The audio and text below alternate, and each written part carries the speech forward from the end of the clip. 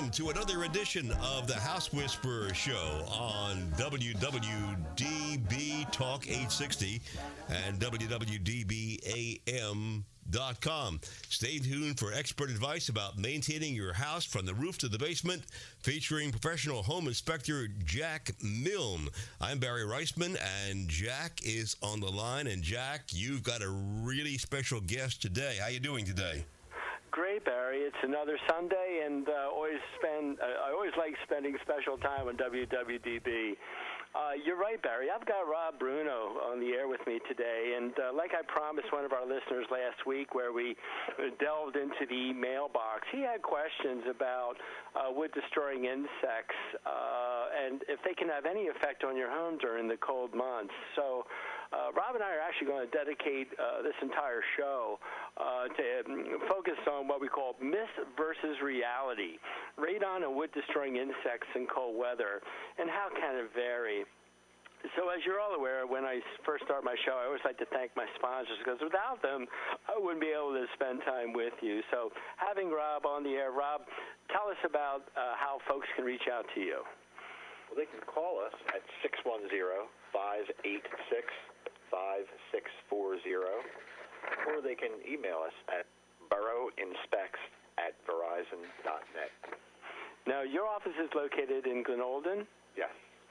And let me, for our listeners, how long have you been in business? This will be our 50th year. Wow. You don't look that old. Second generation. There you go. And then, of course, we have Bucksmont Inspections, Rob Bowie at, let's do emails today, which is bmseptic@comcast.net. Pest Blaster. They do radon, mold, wood-storing insect inspections, as well as pest removal. And their email is pestblaster@verizon.net. Brainflushgear.com.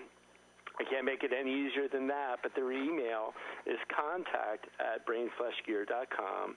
And, of course, my company, Tri-County Inspection Company, our email is info@tcinspect.com. And if you want to delve into the web, it's just tcinspect.com. So, again, last week I thought was a great show. We answered a lot of questions that folks actually emailed me, and hopefully I answered everyone's questions satisfactorily. But, again, when my sponsors are with me, I really like to dedicate the show to them. So if you do want to email me, please do so at thehousewhisperershow@gmail.com. Our website is thehousewhisperershow.com. And then, again, keep in mind podcasts are always available at www.dbam.com. So check it out if you can't hear me, particularly on Sundays. So let's get right to the meat of the matter, which, again, is myth versus reality. Radon and wood-destroying insects in cold weather, and how can it vary? So, Rob, let's start with termites, and let's look at the reality side of things. With winter approaching, how do termites and other wood-destroying insects survive? Well, they do much better than most people would expect. Termites were always thought to go dormant in the winter. That was the general consensus among customers and even some pest control professionals. But it seems that even in cold weather, like January and February, we'll get the occasional termite swarm, and even some activity on the exterior in the cold weather. I remember years ago, we were doing some work out in the back, and it was a board frozen to the ground, and I pulled that board up, and there were worker termites eating the underside of that board. Now, the ground was not completely frozen, down to the 6-inch level, but just the coating was frozen. But it was so cold, and they were still active. I was surprised to see even that. But it just goes to show that even within the top, say, 5 or 6 inches of the soil outside, in pretty cold weather, you'll still have foraging from termites. How about that? And how about this as a myth? You can't perform a proper wood-destroying insect inspection in the winter. Yeah, and that's another thing you hear quite often. And we do routinely inspect for wood-destroying insects in the winter, for real estate transactions mostly, because of the nature of the transaction. There's a deadline, and they can't wait till the warmer weather. If there's an agreement of sale in the cooler months, that's when they need their inspection. And you can find pretty much everything you're going to find in the colder months that you would find in the warmer months. We're looking for termite shelter tubes, which would have been built, on the wood framing or on foundation walls.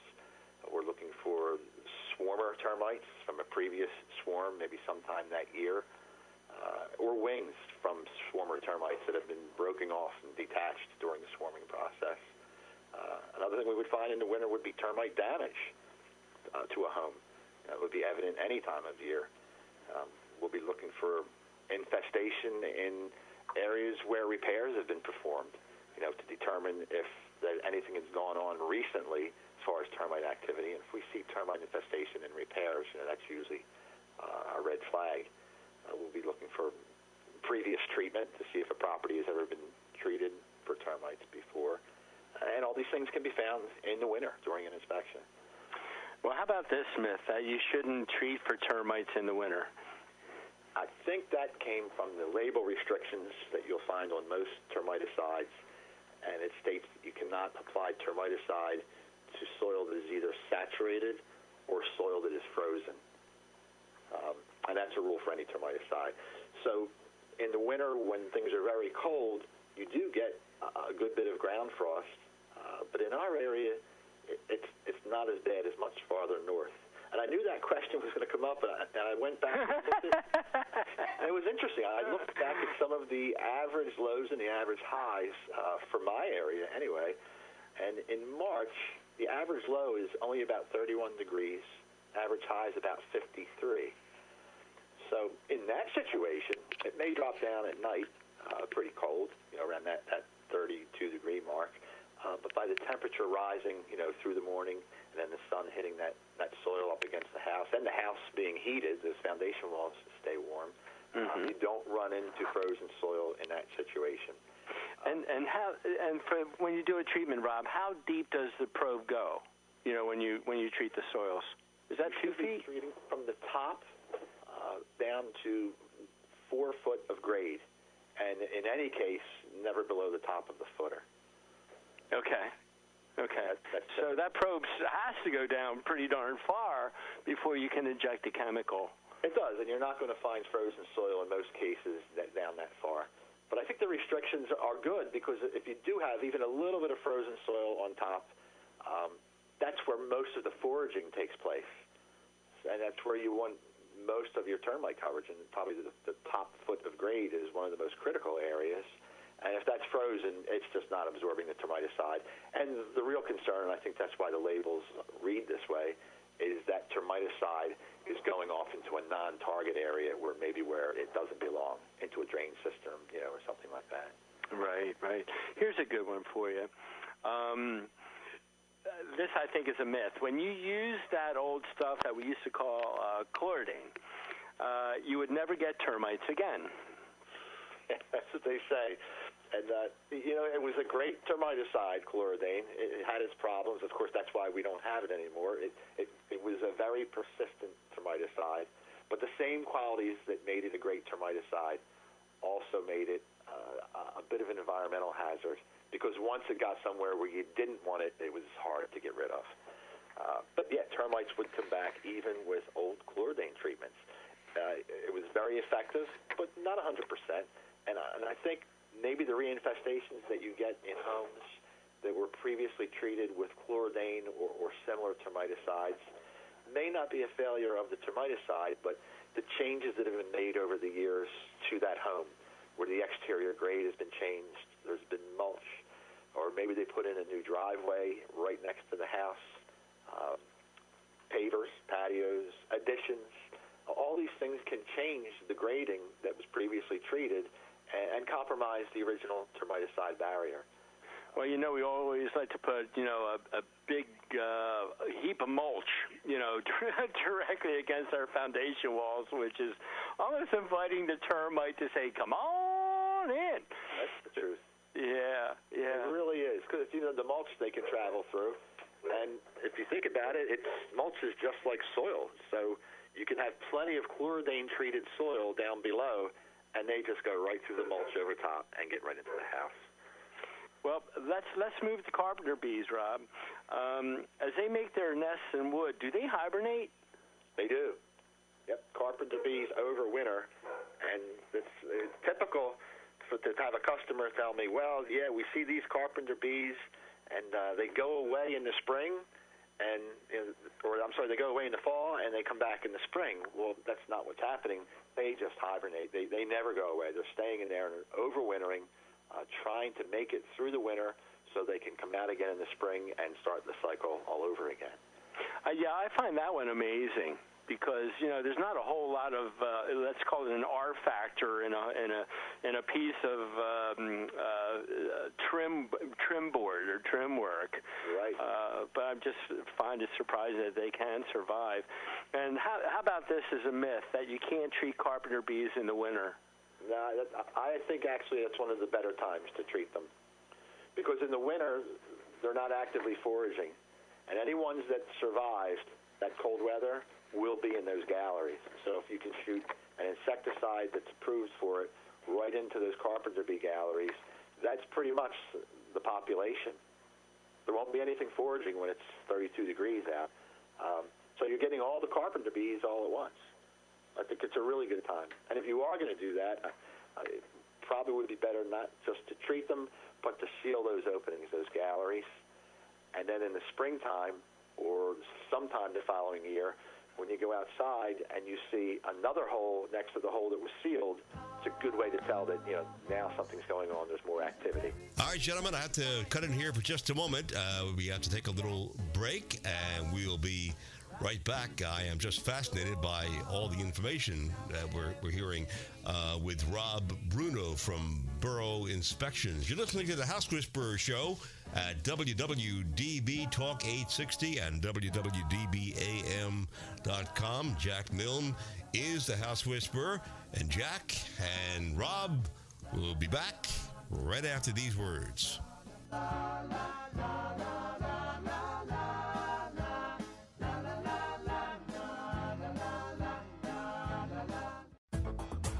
Burrow Exterminating has been specializing in wood-destroying insect inspection and control for over 40 years, serving Philadelphia and the surrounding counties. All inspectors are state certified and ensure providing their clients with professional inspections and treatments. Burrow not only performs conventional termite treatments, but also handles special services like historic buildings and homes with wells, creeks, or ponds. The client is assured that all treatments will be performed safely when you hire Burrow to do the work. They also provide radon testing in their service area. Burrow's full-time office staff is available to help you schedule an appointment. Just call 610-586-5640 or send an email request to burrowinspects@verizon.net. That's 610-586-5640 or email at burrowinspects@verizon.net. Specially created t-shirts by BrainFlushGear.com offer the extreme sports enthusiast an opportunity to have a clothing line available that suits their sport. BrainFlushGear.com understands that when we get the moment where we can jump on our motorcycles, wave runners, surfboards, snowmobiles, or skateboards, it can be priceless. They offer custom artwork including silk screening, transfers, and embroidery. Speak to one of their consultants today, and they'll help you create your own Brain Flush. Visit BrainFlushGear.com or email them at contact@BrainFlushGear.com. For your septic inspection and testing needs, please consider Bucksmont Inspections. They've been serving the Bucks and Montgomery County areas for over 15 years. As members of the Pennsylvania Septic Management Association, the Pennsylvania Association of Sewage Enforcement Officers, and the Pennsylvania Association for Professional Soil Scientists, Bucksmont Inspections can inspect your existing septic system or test for your new septic system placement. Please call Rob Bowie at 215-669-4213 and say you heard their ad on the House Whisperer Show. As the weather gets cooler and the temperatures drop, the bugs might slow down, but the rodents don't stop. Mice and rats begin to invade homes during the fall and winter months, looking for food, warmth, and a comfortable place to nest. Don't wait for pesky rodents to invade your home. Fight back. Have your home baited and ready for their attack with Pest Blaster. Whether preventative or a full-blown infestation, give Pest Blaster a call at 215-295-5555 and they can discuss the solution to your problem. They also offer humane animal removal services for a wide variety of wild animals, damage repairs, and cleanups. Call them today at 215-295-5555 or check them out at pestblaster.com, servicing both New Jersey and Pennsylvania. Pest Blaster, 215-295-5555 or pestblaster.com for all your pest control needs. Tri-County Inspection Company has been providing professional home inspections, commercial inspections, and historic property evaluations for over 25 years. Tri-County Inspection Company covers 13 counties, serving both New Jersey and Pennsylvania. They've performed inspections for over 70,000 clients and are members of the American Society of Home Inspectors, as well as the Pennsylvania Home Inspectors Coalition. They are licensed in both Philadelphia and New Jersey. For all of your real estate transactions, call Tri-County Inspections at 215-295-2030. For their New Jersey clientele, call 856-853-4224. In PA, call 215-295-2030. In New Jersey, 856-853-4224. Our house is a very, very, very fine house with 2 cats in the yard. Right. And we are back with the House Whisperer show at WWDB. Jack Milne is the House Whisperer.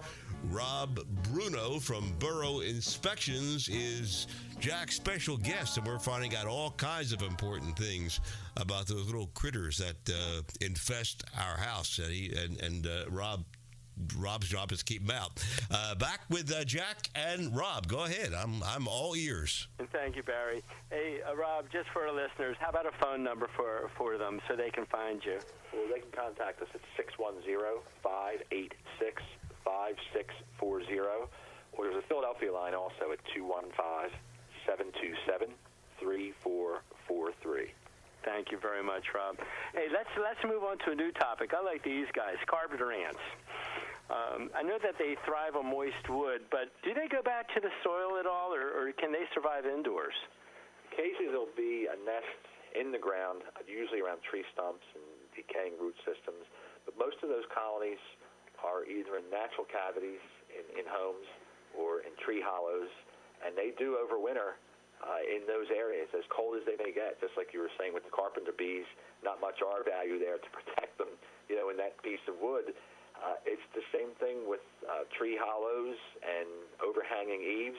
It gets really cold there, and they're able to overwinter in those areas.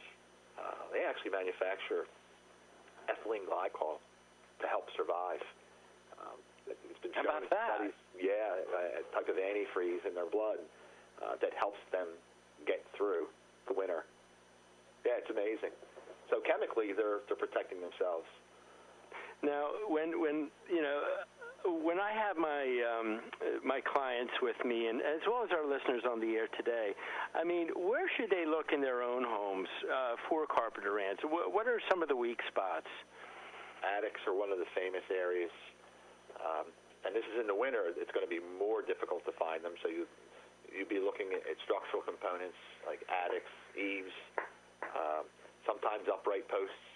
Even on the outside, you'll see a little bit of sawdust accumulating, or any place where there's a joint of wood members, miters, things like that, where a little opening can provide entry. If you start to see sawdust getting kicked out of that area, or dead insects, it could be something else besides carpenter ants, but sometimes that's an indication that carpenter ants have a colony in there. And sometimes, you find what I call body parts and spider webs, and because they give off what do you call that? A frass. Yes. Okay, so it almost looks like a sawdust, spider web conglomeration.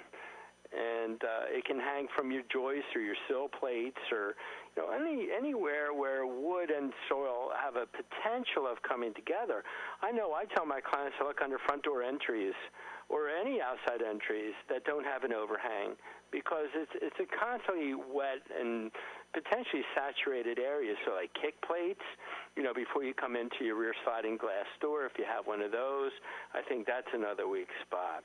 You're right. They don't necessarily need that moisture, but an area that just maybe got wet in the past and has compromised the integrity of that wood, it makes it easier for the carpenter ants to get in there, and create a colony.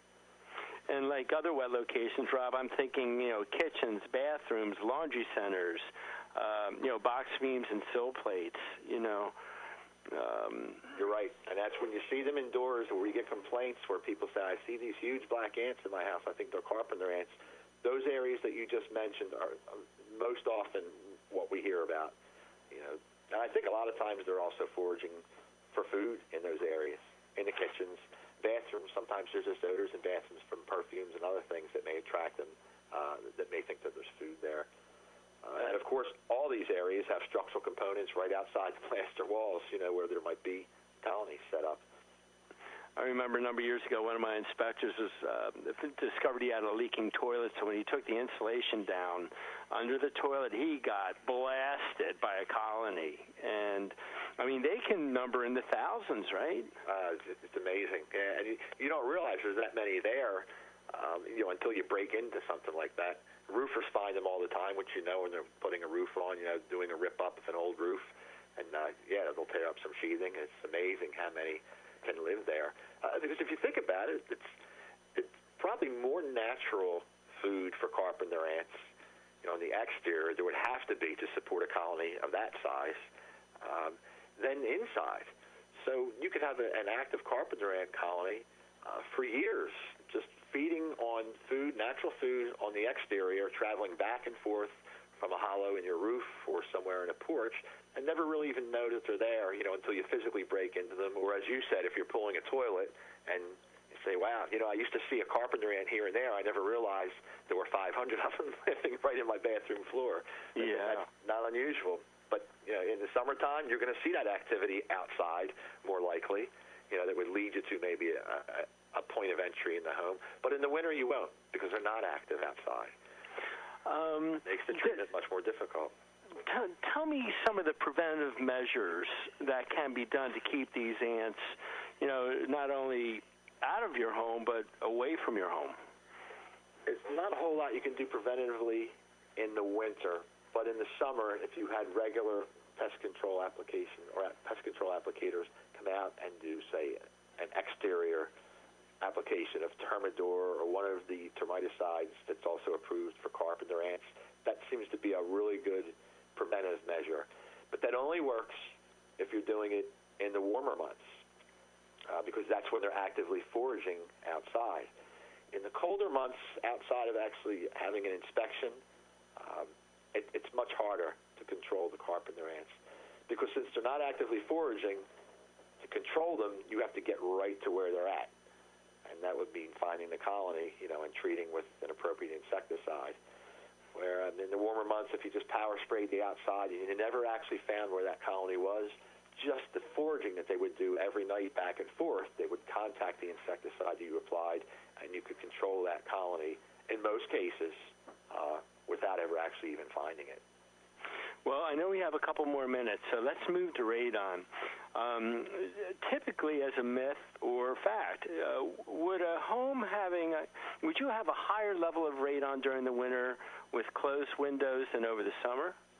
Yeah, I think that's generally the case, although from house to house, that may not apply. The effects would vary. But certainly the house is going to be closed up more in the winter. And you have the stack effect where the warm air rising through the house, which I know you're familiar with. Sure, and I'm thinking of devices that create negative pressure. For example, kitchen exhaust fans, bath fans, clothes dryers, fireplaces, attic fans with humidistats. And Rob, all these things can potentially raise radon levels. You're right. And it's funny you mentioned all those other devices and the winter, because if we had fresh air coming in the house, it seems that they may have less of an effect because they won't be drawing on soil gas for replacement air. But those devices, in my opinion, when running in the winter, would probably have more of an effect because there's no fresh air coming in. It's got to draw from somewhere. Yeah. Yeah, that's a good point. And just the stack effect. Your house works like a big chimney. You have the warm exactly. air inside, and cold air outside. And for those folks who may not have a bathroom, hopefully they're opening up their windows to get the humidity, out of that space. And again, at the same time, that's why one of the radon protocols is you have to leave the house closed up 12 hours prior to the placement of the canisters or the testing device that's being used. They're trying to create, I think, a worst-case scenario or whatever, a potential for a radon problem, even though it's just a 2-day test or a 4-day test, generally for real estate transactions. Jack, I already have a radon mitigation system in my home. Why do I need to keep testing the house every couple of years as per the EPA? Most people don't. If you're really concerned and you want to make sure that system is still doing what it's supposed to do, you should test every 2 years. I don't think geologically there's a whole lot going on that would change in your home. But if say you got a new HVAC system, or you change something to your system and it operated differently. Well, anything that has to do with airflow in a house, could compete with that system. The fan also is not going to last forever. And, that's the biggest component. It's the only moving component, really, of the radon system. You could check it just to make sure it's running. But if you had it tested every 2 years, at least a professional would come in, make sure it's still doing what it's supposed to be doing. Yes. Unfortunately, guys, we're just getting started, and it's time for us to end the show. Let's thank Rob Bruno from Borough Inspections. Yes, sir, and thank you. As it is Sunday, please spend time with friends and family. I'm going to work on a topic for the following week. It's going to be closer to the Thanksgiving holidays, so we're going to think about holiday safety. We'll see you next week on the House Whisperer. All right, and tune in again next week for another edition of the House Whisperer Show with professional home inspector Jack Milne. Now, you can listen to previous programs, or if you have any questions, visit thehousewhisperershow.com. Once again, our sincere thanks to Rob Bruno from Borough Inspections for all the information. And thanks for listening to WWDB. This is Barry Reisman, back with Jack Milne next week.